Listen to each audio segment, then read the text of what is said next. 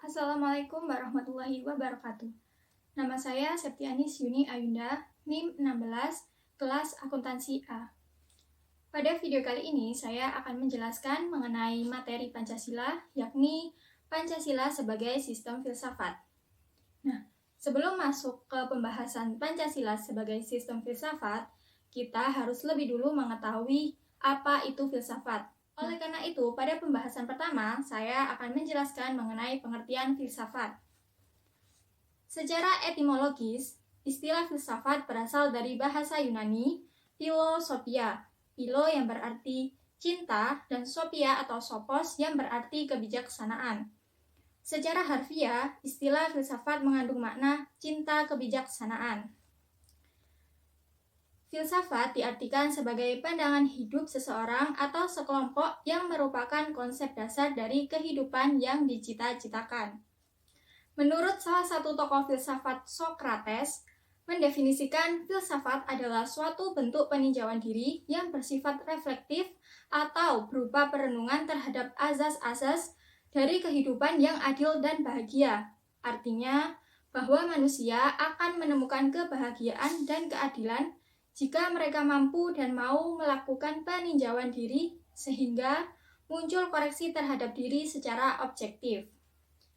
Filsafat merupakan ilmu yang senantiasa ada dan menyertai kehidupan manusia.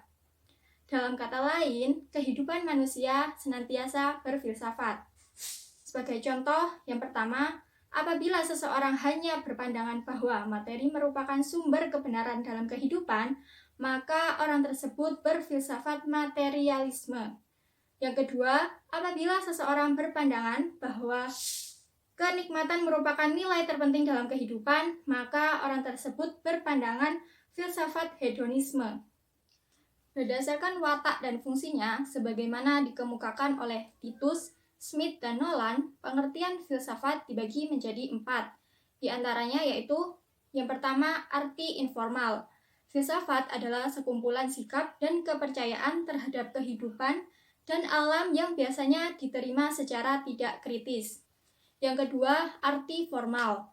Filsafat adalah suatu proses kritik atau pemikiran terhadap kepercayaan dan sikap yang sangat dijunjung tinggi. Yang ketiga, arti komprehensif.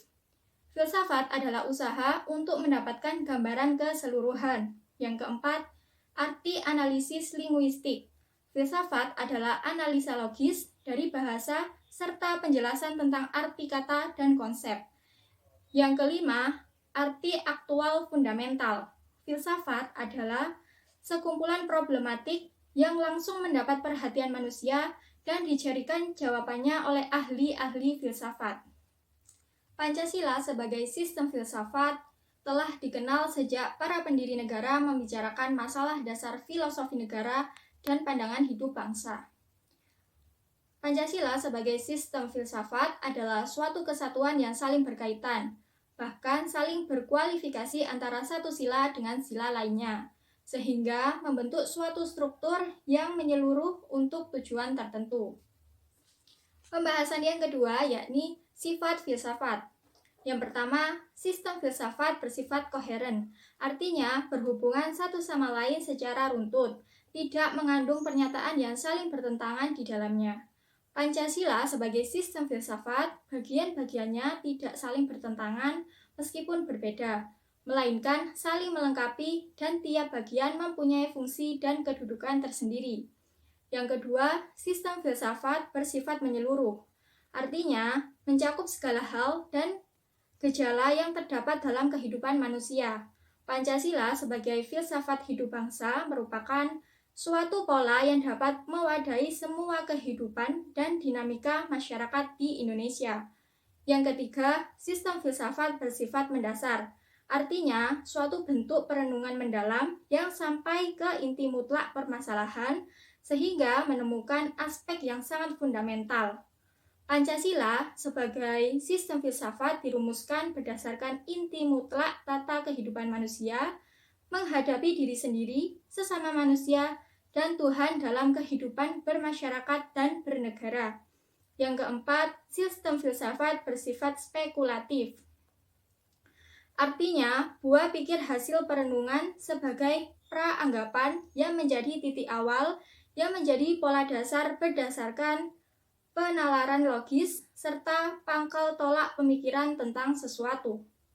Pancasila sebagai dasar negara pada mulanya merupakan buah pikir dari tokoh-tokoh kenegaraan sebagai suatu pola dasar yang kemudian dibuktikan kebenarannya melalui suatu diskusi dan dialog panjang dalam sidang BPUPKI hingga pengesahan PPKI.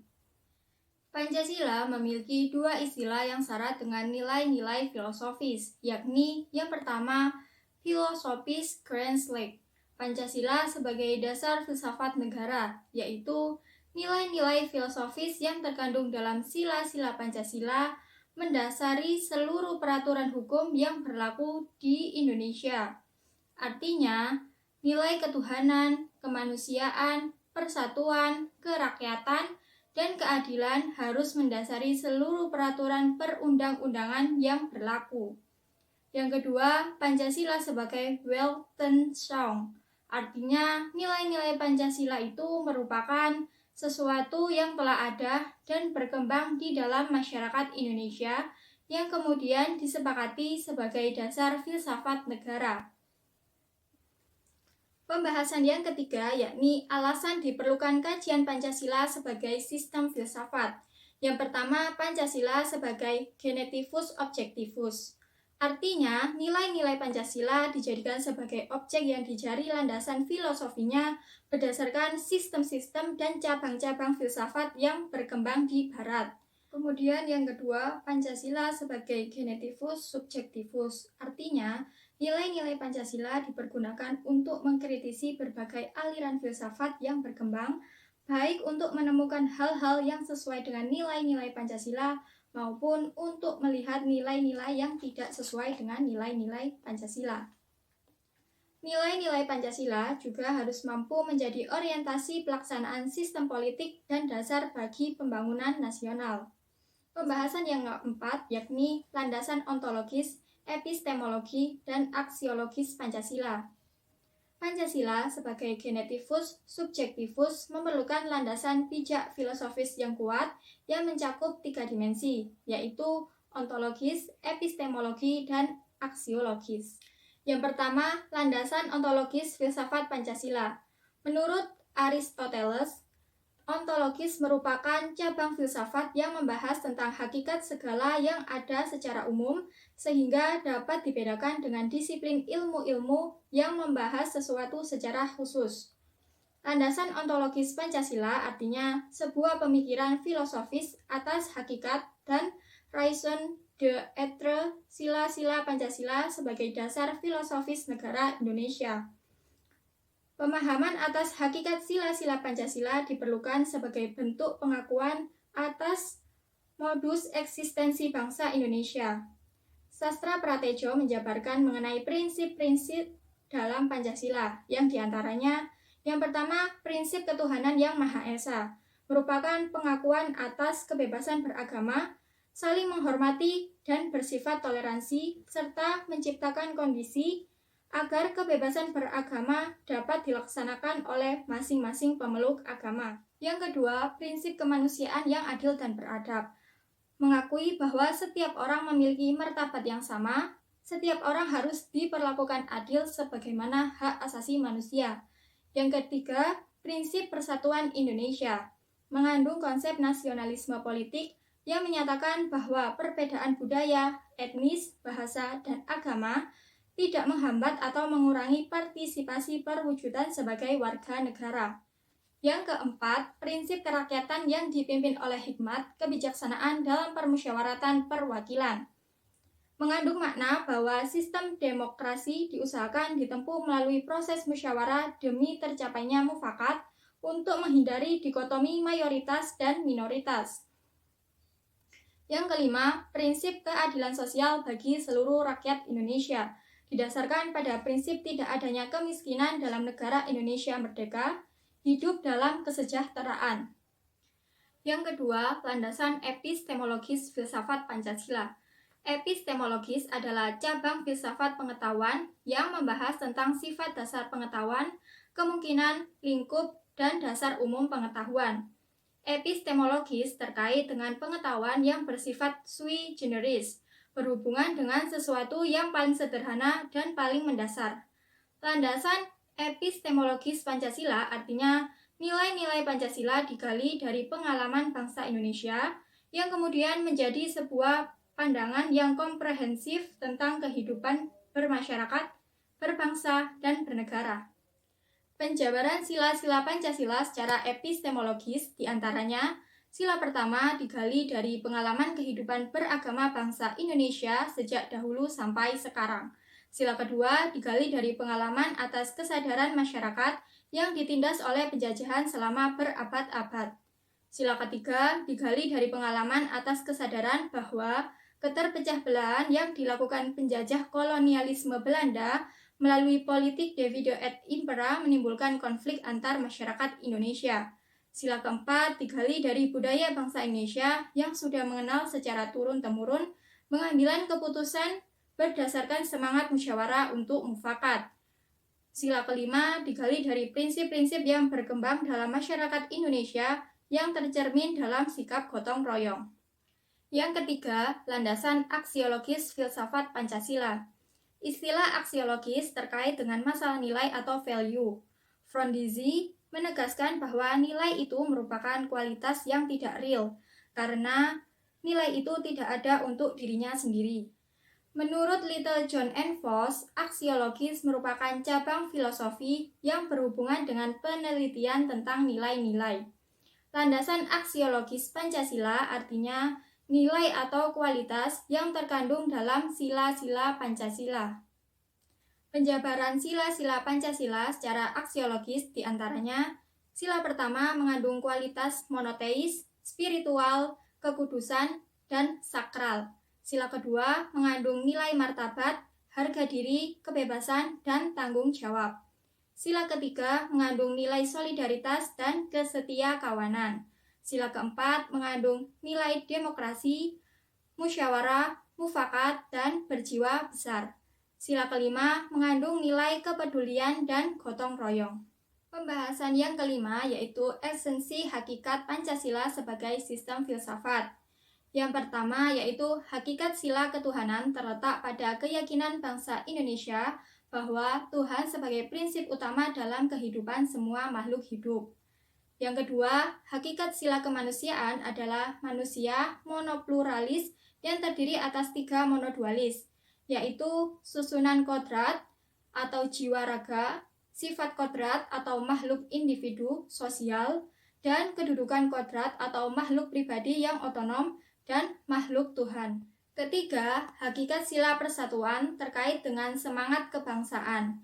Rasa kebangsaan terwujud dalam bentuk cinta tanah air yang dibedakan ke dalam 3 jenis, yaitu yang pertama tanah air real, yang berarti bumi tempat kita dilahirkan dan dibesarkan. Yang kedua tanah air formal, yang berarti negara bangsa yang berundang-undang dasar. Yang ketiga tanah air mental, yang berarti imajinasi yang dibentuk dan dibina oleh ideologi. Keempat, hakikat sila kerakyatan terletak pada prinsip musyawarah yang didasarkan semangat musyawarah untuk mufakat. Yang kelima, hakikat sila keadilan terwujud dalam 3 aspek. Yang pertama yaitu keadilan distributif yang bersifat membagi dari negara kepada warga negara. Yang kedua, keadilan legal yang berarti kewajiban warga negara terhadap negara. Yang ketiga, keadilan komutatif yang berarti keadilan antara sesama warga negara. Pembahasan yang keenam yakni urgensi Pancasila sebagai sistem filsafat.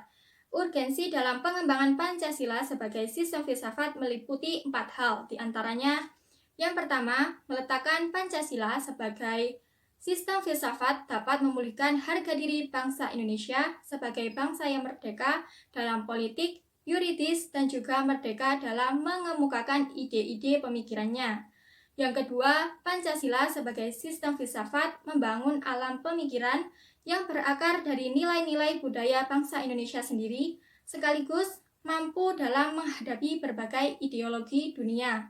Yang ketiga, Pancasila sebagai sistem filsafat dapat menjadi dasar pijakan untuk menghadapi tantangan globalisasi yang dapat melunturkan semangat kebangsaan dan melemahkan sendi-sendi perekonomian negara. Keempat, Pancasila sebagai sistem filsafat dapat menjadi way of life sekaligus way of thinking bangsa Indonesia untuk menjaga keseimbangan dan konsistensi antara tindakan dan pemikiran. Pentingnya Pancasila sebagai sistem filsafat ialah yang pertama, sebagai pertanggungjawaban rasional dan mendasar mengenai sila-sila Pancasila sebagai prinsip-prinsip politik. Yang kedua, agar dapat dijabarkan lebih lanjut sehingga menjadi operasional dalam penyelenggaraan negara. Yang ketiga, agar dapat membuka dialog dengan berbagai perspektif baru dalam kehidupan berbangsa dan bernegara. Yang keempat, agar dapat menjadi kerangka evaluasi terhadap segala kegiatan yang bersangkut paut dengan kehidupan bernegara, berbangsa, dan bermasyarakat. Sekian dari saya, mohon maaf apabila terdapat kesalahan pada saat penjelasan materi. Terima kasih. Wassalamualaikum warahmatullahi wabarakatuh.